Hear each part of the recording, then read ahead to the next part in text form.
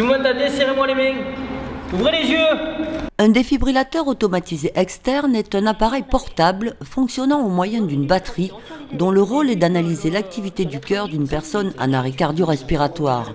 Cette analyse est entièrement automatique, ce qui évite à l'opérateur toute prise de décision. Formidable. Il y a beaucoup de gens qui hésitent parce qu'ils ont peur de faire du mal. Ils ne feront aucun mal, ils ne pourront faire que du bien. Alors, on insiste bien sur la nécessité de formation.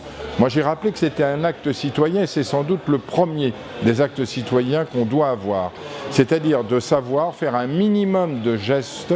Et ça, maintenant, donc, la ville, grâce aux sapeurs-pompiers, à la protection civile, aux associations de secourisme dans le Narbonnais, permettent une formation, en particulier au niveau des élèves de seconde dans les différents lycées, donc, mais aussi sur les associations sportives et puis avec sous l'impulsion de M. Bernardon sur les employés municipaux par l'intermédiaire du club hygiène et qualité de vie au travail.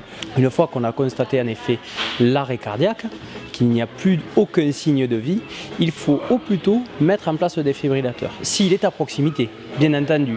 S'il est un petit peu plus loin, il vaut mieux commencer par du massage cardiaque et du bouche à bouche associé, aller se faire récupérer un défibrillateur par une personne qui pourrait nous aider, un témoin, et le mettre en place dès qu'il va être à notre portée. Notre fondation a été créée en 1993.